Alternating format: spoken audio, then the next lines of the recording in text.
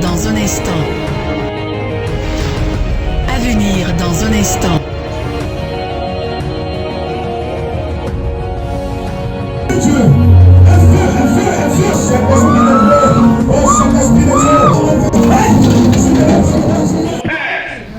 Mais nom du Jacob qui va nous conduire à parler des usurpateurs.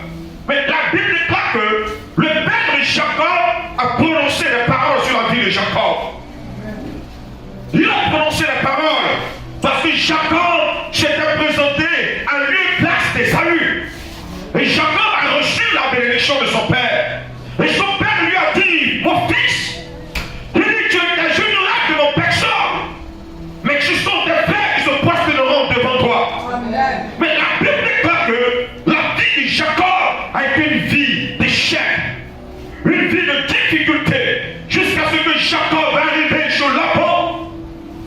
Mais on ne voit pas l'impact de la parole de son père sur sa vie. Mais nous savons un Dieu qui est un Dieu d'opportunité. Dis-moi, le Dieu que nous savons est un Dieu d'opportunité. Alléluia. La Bible déclare que le peuple de Dieu, Jacob qui ira de difficulté en difficulté, malgré la parole de son père sur sa vie, Dieu ne te doit absolument rien, mais ce dont Dieu te doit s'appelle l'opportunité. Dieu crée une opportunité, et la Bible déclare qu'un jour, lui, pendant que Jacob dormait, l'ange de l'Éternel va se présenter, et Jacob va lutter avec l'ange jusqu'au lever du jour, et l'ange dit à Jacob, laisse-moi partir, et il dit non, je ne te laisserai pas partir avant que tu ne m'aies béni. Amen.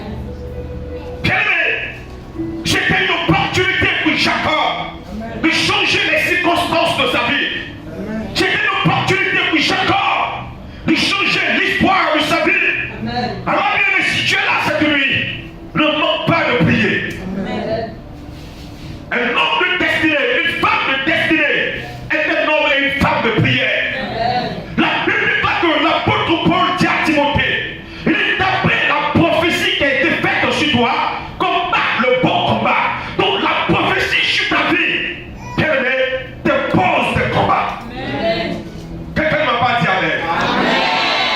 La prophétie sur ta vie, il est d'après la prophétie qui est sur ta vie, une prophétie de mariage, une prophétie de restauration, une prophétie bien-aimée et de richesse, une prophétie de guérison, une prophétie de voyage. Il est d'après cette prophétie. Ne laisse pas les bras croisés. Ne croise pas les bras pour dire, on a dit je vais voyager. Non, je vais voyager. Non. La Bible déclare que les choses cachées sont à l'Éternel Dieu. Et celles qui sont révélées sont à nous et à nos enfants de génération en génération. Aussi longtemps que Dieu ne s'est pas prononcé sur ta destinée, c'est une affaire de Dieu parce qu'elle est encore cachée, elle est encore voilée. Mais la Bible, lorsqu'elle est révélée, elle t'appartient. Alléluia. Tu n'es plus une affaire de Dieu. Tu as dit je ne vois rien. Alors lorsque Dieu révèle, c'est parce que tu as une part de responsabilité dans la chose. C'est pourquoi Dieu te révèle. Jacob a reçu la parole de son père sur sa vie. Mais l'histoire de Jacob ne change pas. Mais cette nuit, Dieu nous donne une opportunité de lutter, une opportunité de combattre, une opportunité de s'élever. Et la Bible déclare que Jacob va combattre. Il combat jusqu'au lever de l'aurore. Alors la Bible déclare que l'ange lui dit, laisse-moi partir. Il dit non, je ne te laisserai plus aller afin que tu m'aies béni. Lorsque tu es à la recherche d'une destinée, tu ne dois pas baisser les bras. Non, quelqu'un me dit pas amen, dis-moi amen.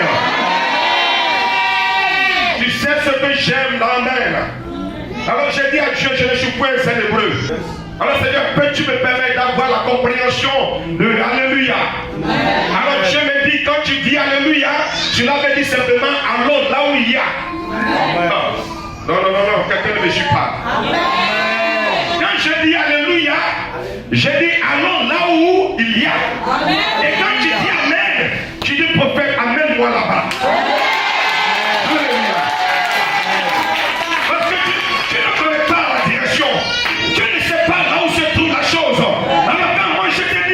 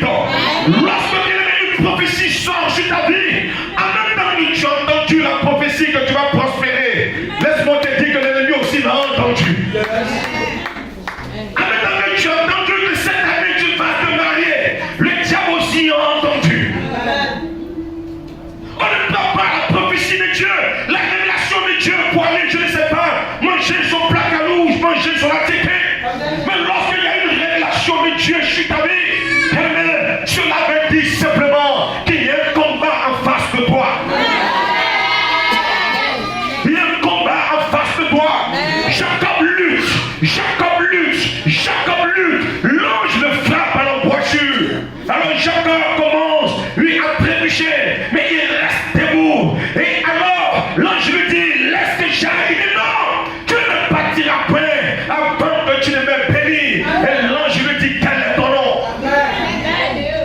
Quel est ton nom? Quel est ton nom? Ton nom doit changer. Et ton nom change lorsque tu te lèves dans la prière. Et je vais te dire que ton nom changera dans le nom puissant de Jésus. Et ton nom changera dans le nom puissant de Jésus. Puis ton nom doit changer. Il lui dit, quel est ton nom? Alors Jacob dit, mon nom c'est Jacob. Il lui dit, non, tu ne t'appelleras plus Jacob l'usurpateur. Non, mais tu t'appelleras dorénavant Israël. L'homme va quitter de la dimension de Jacob à la dimension d'Israël, la dimension de celui qui est béni, la dimension de celui qui est élevé, la dimension de celui qui est Dieu distinct. Et la Bible déclare que là où le peuple d'Israël passait, c'était la victoire. Là où il passait, il délaissait les ennemis. Et c'est bien-aimé que ce peuple devait traverser le territoire. Et le territoire avait pour roi un homme du nom de Balak. Amen.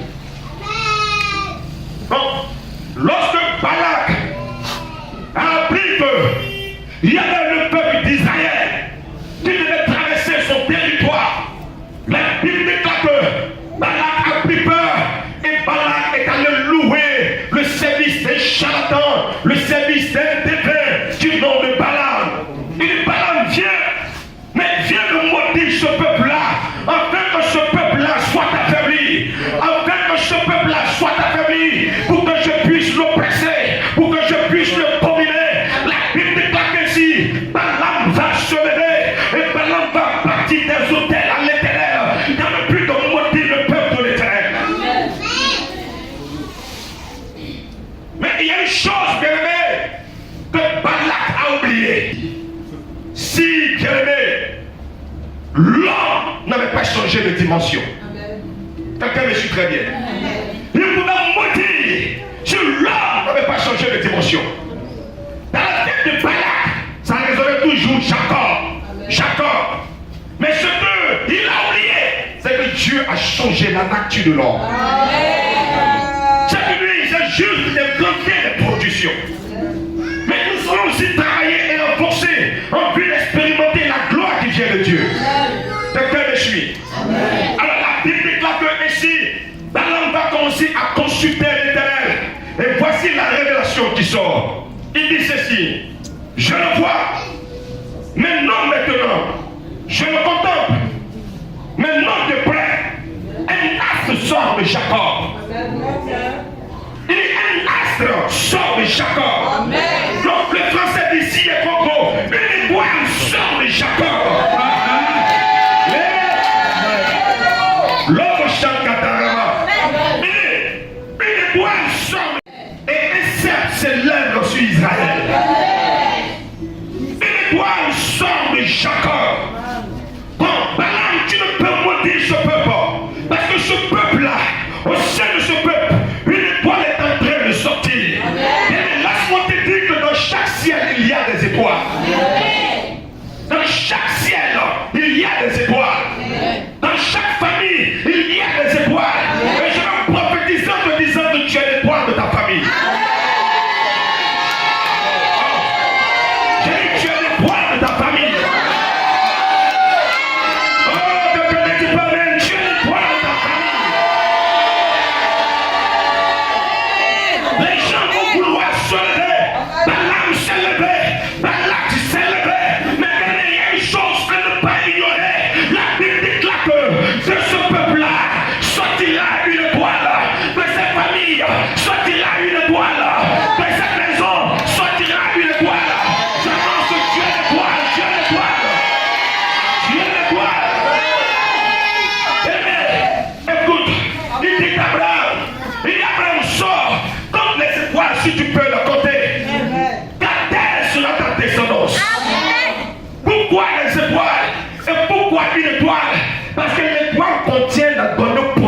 ta vie.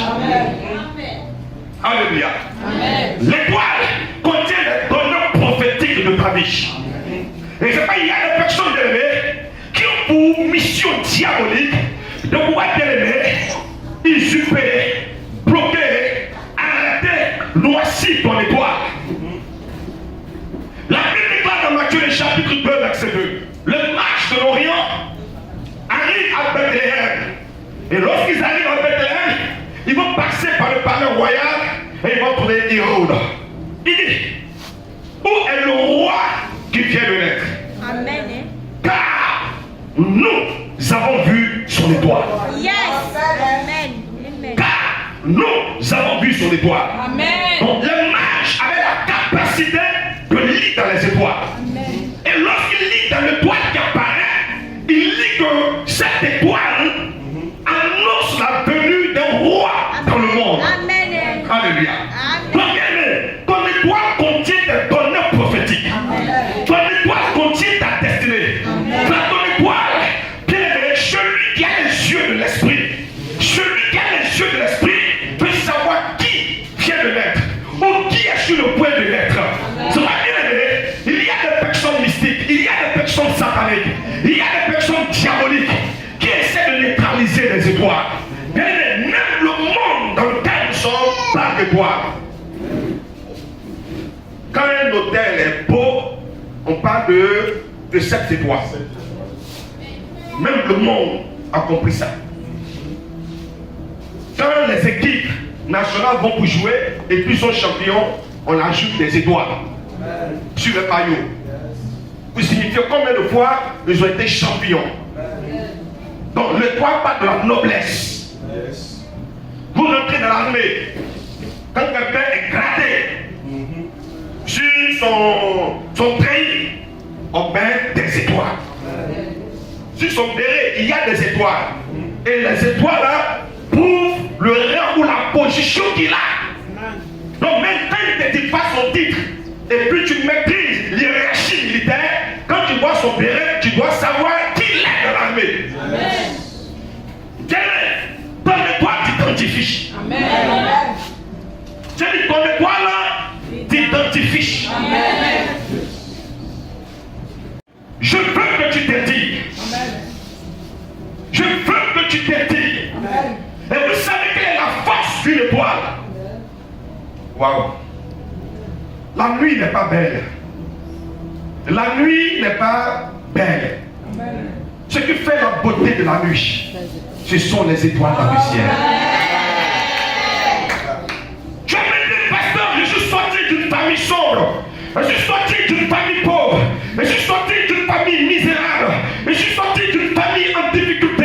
Laisse-moi te dire, la Bible enseigne que Joseph et Marie n'avaient rien, même pour présenter Jésus au temple. La Bible déclare qu'ils avaient peur. C'était des pigeons qu'ils avaient pour présenter. Donc Jésus est né dans une famille apparemment pauvre. La Bible déclare qu'il est né dans une crèche. Là où vivent les moutons. Là où les moutons urinent. Là où les moutons font les saletés. Mais cette famille qui est pauvre, la Bible déclare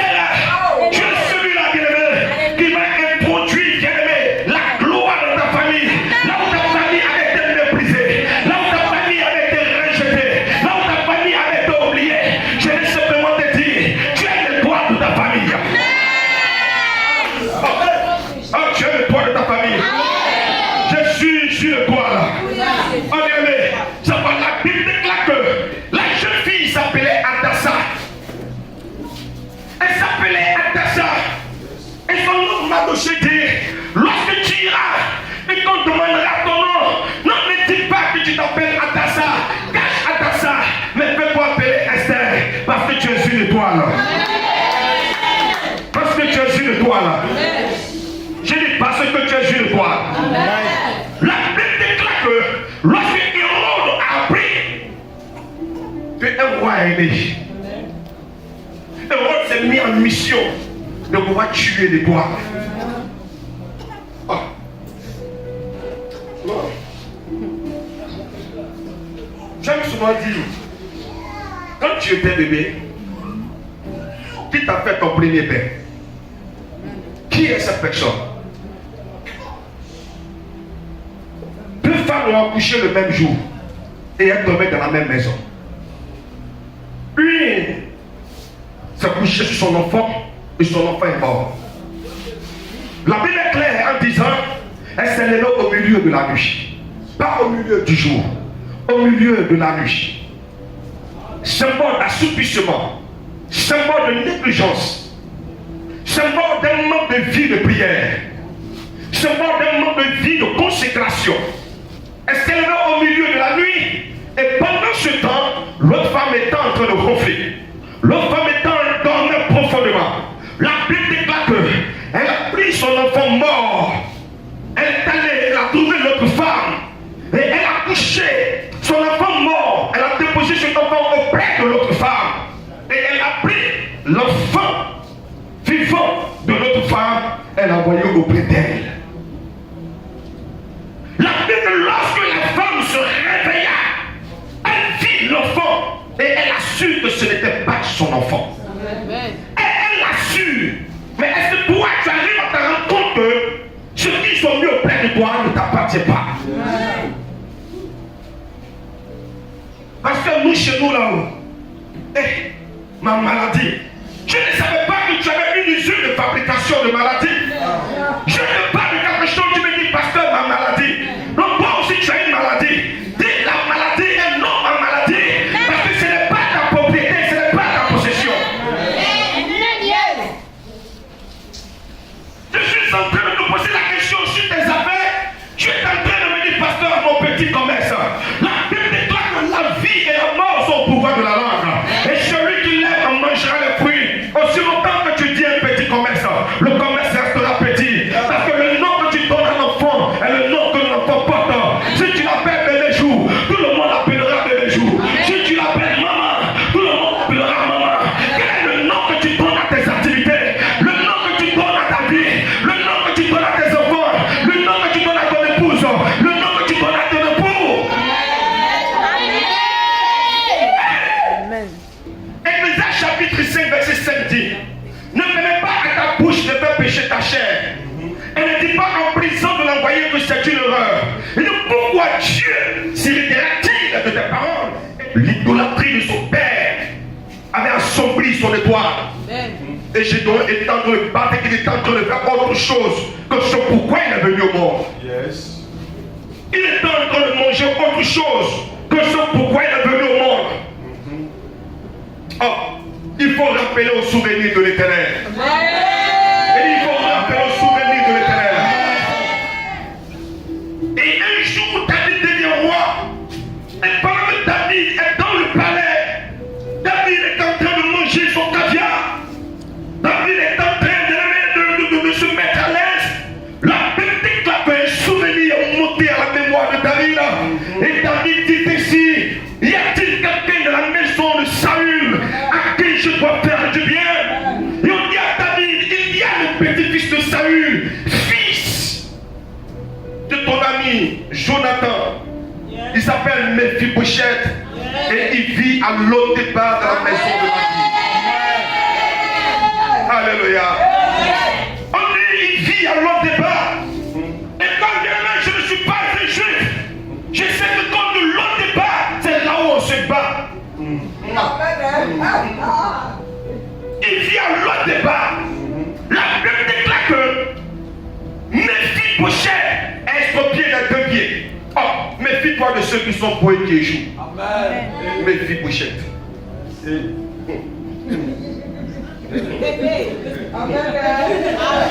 Tu peux avancer avec moi. Alléluia. Méfie-toi. Méphibosheth. Méfie-toi de ceux qui sont beaux et qui échouent.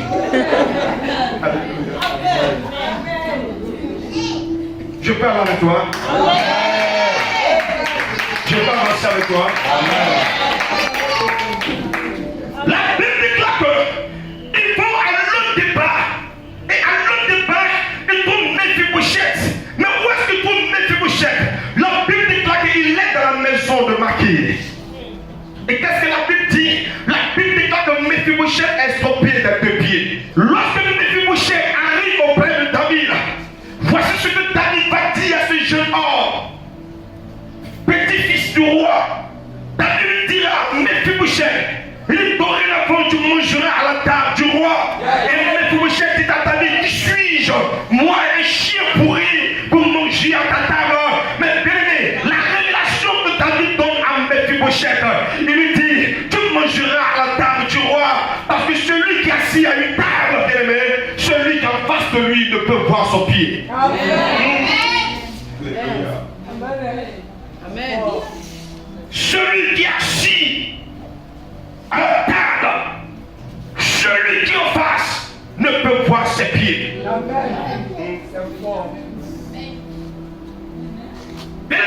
Lorsque la table du Seigneur se révèle dans ta vie, quand il dit l'Éternel est mon berger, je ne manquerai de rien. Il me conduit dans le vert pâturage et vers des eaux paisibles. N'est-ce pas? Et quand je marche dans la vallée de l'ombre de la mort, et je ne crains absolument aucun mal, car l'Éternel est avec moi. Il sa roulette et son bâton me rassure.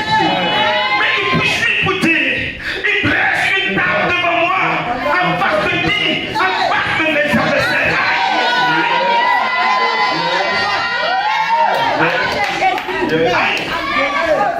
Il dresse une table en face de mes adversaires. Lorsque la table est dressée, écoute-moi très bien, tes faiblesses ne comptent plus, tes difficultés ne comptent plus, la situation que tu vis ne compte plus. L'heure est venue pour une personne de monter à la table du Seigneur. C'est pourquoi j'ai connu une femme aimée. Je suis allé et puis j'ai vu une femme qui était en train de pleurer. La femme se lamentait. Et juste à côté de cette femme, il y avait une autre femme qui s'appelait Pélina. Et lorsque je regardais Anne, je pouvais m'arrêter juste auprès d'elle. Et je voyais Anne qui fondait à l'âme. Et je dis, Anne, pourquoi? Et elle me dit, parce que Pélina est en train de me mortifier. Elle se moque de moi parce que je suis privé de quelque chose. Et ça, c'était le chapitre 1. Alors je viens, je trouve la même dame du nom de Anne. Et je vois Anne qui est en train de chanter. La plupart du cantique de Anne.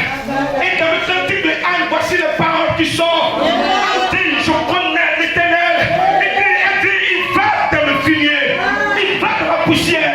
Elle dit, il prend l'intelligent. Elle dit, il le relève. Elle dit, il le nettoie. Elle dit, il le fait asseoir la table de blanc. Oh bien, je connais ce Dieu. Je connais ce Dieu. C'est Dieu qui peut aller dans la sainteté pour aider quelqu'un. C'est Dieu qui peut aller dans la médiocrité pour aider quelqu'un. Est-ce que tu connais ce Dieu-là?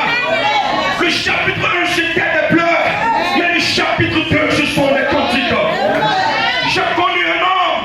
Bien, son nom c'est Habakkuk.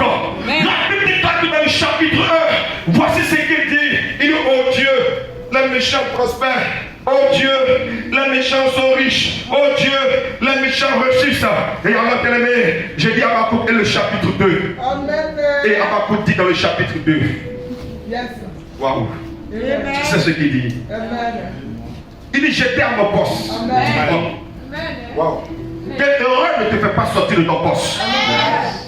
Il dit, j'étais à mon poste. Et une parole de l'Éternel me fut adressée. Il dit, écrit cette prophétie. Garde-la sur les tablettes. Que l'on la lise couramment.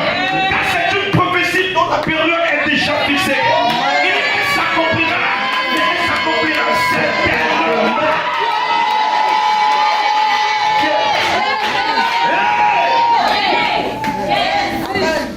Il trace une table devant moi, en face de mes adversaires.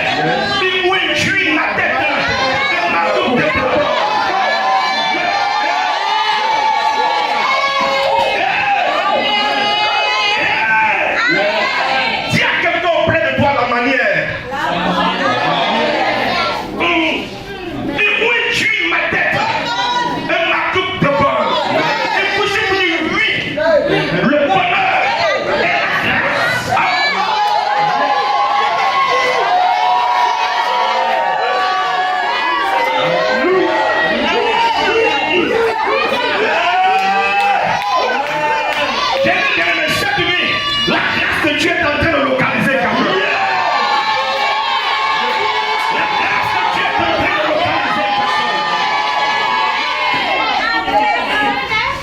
ne me reçoit pas.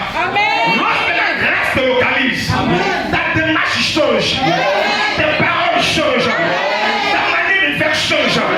Les gens disent qu'il est en train de choquer. Il n'est pas en train de choquer, bien. Quand la chose t'attrape, quand la chose te saisit, ta manière de faire est dépendamment de ta volonté.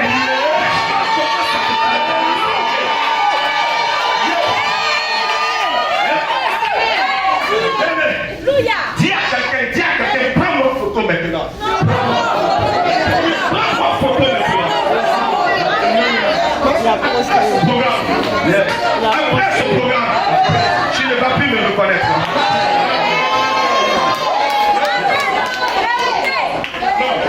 Écoutez très bien, je vais quoi pour m'arrêter. La Bible déclare qu'il y a un nom qui s'appelle Joseph. La signification de Joseph veut dire celui qui ajoute. Joseph signifie celui qui ajoute. Et je vais prononcer et prophétiser. Déclarer que Dieu ajoute à ta destinée. Dieu ajoute au nom de Jésus. La Bible déclare que Joseph a fait un songe. Lorsque Joseph fait un songe, Joseph dit, j'ai vu des chefs s'allier. Et puis, j'ai vu que ces chefs se prosternaient pour adorer ma chef à moi. Quand on parle de chef, le français aussi il est bizarre. Je vais ramener ça chez nous. Il veut dire j'ai vu des herbes. Mais les herbes poussent où? Les herbes poussent par terre. Là où on peut les piétiner. Là où on peut marcher dessus. Quelqu'un peut cracher dessus. Quelqu'un peut revenir dessus. Quelqu'un peut développer dessus. Et ça c'est le chapitre 1. Joseph dit, j'ai dormi et cette même nuit, j'ai fait un autre rêve. Et dans le rêve, j'ai vu des étoiles. J'ai vu des étoiles. J'ai vu les 11 étoiles se prosterner devant mon étoile. Ce qui a terre, on peut toucher. Ce qui a reculé. Ce qui a terre, on peut marcher dessus. Mais lorsque bien aimé, tu vis la dimension d'une chèvre et que tu montes à la dimension d'une étoile, les gens vont te voir. Ils ne pourront pas te toucher. Les gens vont te voir. Ils ne pourront pas te toucher. Les gens vont te voir. Ils ne pourront pas te toucher. Ils vont te voir, ils ne pourront pas te toucher. Ils vont te voir, ils ne pourront pas te toucher. Non, c'est Jésus. Ils vont te voir, ils ne pourront pas te toucher. Ils vont te voir, ils ne pourront pas te toucher. Parce que Joseph était une chèvre. Parce que Joseph était de l'herbe. Ses frères pouvaient mettre la main sur lui. Et on pouvait l'attacher. On pouvait le jeter dans un puits. On pouvait le faire ressortir. Le vendre, bien aimé. Il pouvait se retrouver chez Potiphar. La femme de Potiphar pouvait faire mal sur lui. On peut jeter Joseph en prison parce qu'il était en une herbe. Mais quand Joseph devient une étoile,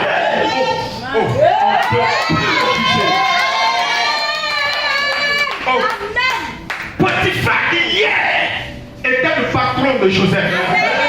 Est devenu le serviteur de Joseph. La Bible dit qu'il était élevé. La seule différence entre lui et Pharaon, c'était le siège. La Bible il était élevé. Et ses frères viennent. Oh, on l'a arrêté. Parce qu'il a dit, les étoiles se sont prosternées. Mais ses frères viennent.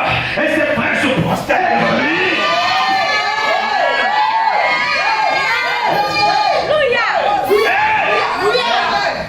Tu es sur le poil. Ne te laisse pas distraire, tu es sur le poil. Le combat que tu vis aujourd'hui détermine la clarté de ton étoile.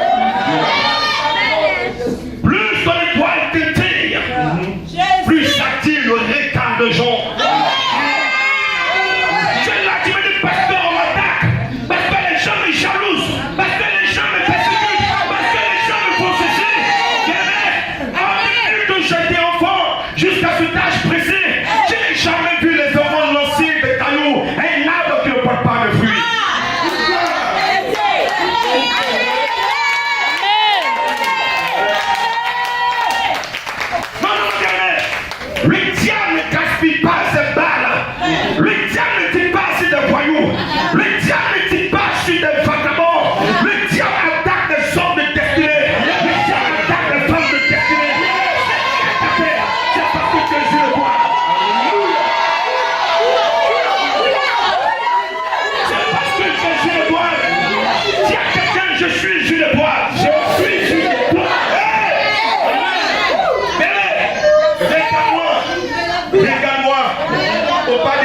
fait malin.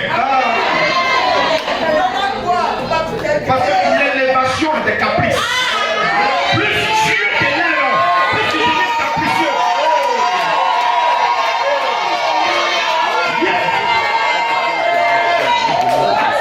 C'est indépendamment de ma volonté. L'élévation est des caprices. Plus tu t'élèves, plus tu deviens capricieux. Tu as fini de manger. L'eau est juste à côté ici. Et tu dis, maman, est-ce que tu peux me donner le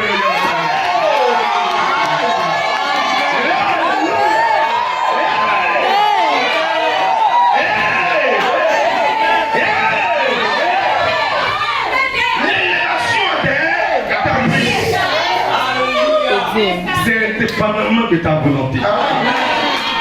Ça t'impose ça. Tu commences à considérer les marques.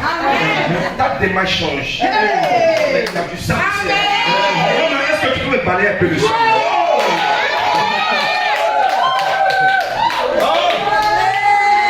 J'ai dit l'élévation des caprices. Non, ne veut pas. Il n'est pas devenu compliqué. C'est l'élévation même qui est compliquée. Yes. C'est l'élévation qui est compliquée. Non, lui on le voyait dans le quartier facilement. Mais quand on dit non, pour aller voir le prophète, il faut qu'on se appeler secrétaire. L'élévation a des caprices. Avant il dort, quand son contact sonne, ça ne le dérange pas. Oui, alors ma fille. Alors ma fille, Dieu l'a fait. Mais quand il dort, quand le contact sonne, ça lui donne migraine. Alléluia. Indépendamment de ça, c'est pas que tu dois dire une étoile. Parce que quand tu as une étoile, de bonnes choses t'arrivent. Alléluia. Quand tu as une étoile, de bonnes choses t'arrivent. Mais c'est ça. Je dis c'est ça. À un moment donné, il ne voit plus l'autre de son décis. Il ne fait pas malin. Non, il ne fait pas malin. Non. Parce que quand il boit, il commence à voir. Son corps commence à le gratter.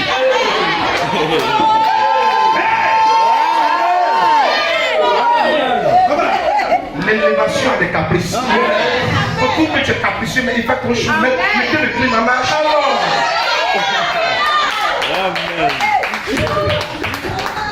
Il y a une dimension lorsque tu atteins. Le ventilateur ne veut pas t'enrhumer. Mais quand Dieu t'élève, la poussière du ventilateur commence à t'enrhumer. Il faut maintenant. C'est ça. Il y a quelqu'un d'élévation de caprice. Tu es une étoile. Et tu dois travailler à appliquer dans ma parole. Au nom de Jésus, par la vie de prière, par ta vie de détermination, par ta vie de consécration, tu dois travailler à cela. Plus tu es en train de travailler, plus Dieu va te lever. D'accord, je suis très bien. Dieu va te lever. Ne crains pas le puits dans lequel on va te mettre. Les frères de Joseph, lorsqu'ils ont vu Joseph, ils ont dit, voici le rêveur qui arrive. Tuons-le. Et nous verrons ce que deviendront ses rêves. La Bible dit que lorsqu'ils prennent Joseph, ils le jettent dans un puits. Mais le puits dans lequel ils mettent Joseph, la Bible dit que ce puits ne contient pas d'eau. Amen. Quelqu'un me suit très bien. Or, un puits qui ne contient pas de l'eau est un puits qui produit des échos. Amen. L'eau, quand il n'y en a pas, ça s'appelle écho. Donc, c'est dans OO. Retiens celui-là. Un puits qui ne contient pas d'eau produit quoi? Des échos. Ils l'ont mis dans le puits, dans le but de ne pas entendre sa voix. Mais sans le vouloir, en mettant Joseph dans un puits, ils étaient en train d'amplifier la voix de Joseph. Quand quelqu'un est en train de crier, plus tu tentes de mettre la main sur sa bouche, tu amplifies sa voix. La gueule pour crier, souvent fait comme cela qui ont crié, parce que la main amplifie la voix. Tous ceux qui cherchent à te faire taire sont en train d'amplifier la voix de la voix de Jésus.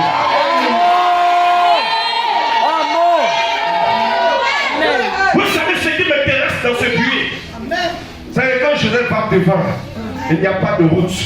Parce que c'est un puits. Il va en arrière, il est bloqué. Il passe à gauche, il est bloqué. Il va à droite, il est bloqué. En bas de lui aussi, c'est le sort. Ce qui me plaît, bien aimé, Quand Joseph lève la tête, il ne voit plus le visage d'un homme, mais il voit le visage de celui qui est assis là-haut. Et David dit, quand je lève mes yeux vers la montagne, d'où me viendra le secours? Et le secours me vient de l'éternel.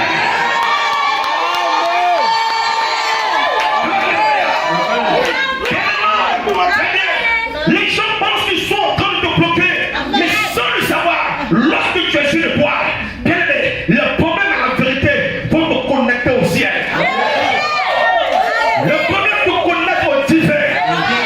Dorénavant, ce n'est plus un homme que tu regardes. Dorénavant, ce n'est plus papa que tu cherches. Dorénavant, ce n'est plus maman que tu cherches. Mais tu es en train de chercher l'éternel. Celui qui a la solution à ton problème. Celui qui change la vie. Celui qui a pas la destinée. Alléluia. Alléluia. Ça va bien aimer. J'aime ce malade qui est couché à la piscine de Bethesda. La Bible, lorsque Jésus vient, il lui dit, veux que tu es guéri. Oh, là, il y a des interprétations et je les laisse libres d'interpréter. Mais le malade dit, je n'ai personne pour me jeter dans l'eau lorsque l'eau est agitée. Quelqu'un pourra dire que ce n'est pas la question qui lui a été posée. Mais ce malade va entrer dans le mystère de l'Esprit de Dieu. Il dit, je n'ai personne. Ce n'est pas que je n'ai pas envie de passer un concours, mais je n'ai personne. Ce n'est pas que je n'ai pas envie de faire du commerce, mais je n'ai personne. Je n'ai pas envie que j'ai envie d'aller de loin. Il dit, je n'ai personne. Je n'ai personne pour me jeter dans l'eau. Lorsque l'eau est agitée, lorsqu'il y a un concours, je n'ai personne pour me pousser. Lorsqu'il y a une activité, je n'ai personne pour m'aider. Et Jésus lui dit, Amen. Yes. il y a des miracles qui sont des miracles mouillés. Amen. Il y a des miracles où tu as besoin d'un DG quelque part pour t'aider. Il y a des miracles où tu as besoin d'un nombre quelque part pour t'aider. La même personne qui t'a méprisé hier est la même personne qui va te positionner.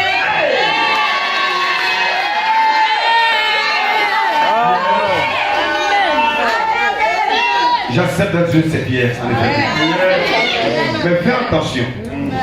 Parce que si tu m'as méprisé, toi la même personne, tu vas faire ma publicité. Tu vas faire ma publicité. C'est toi.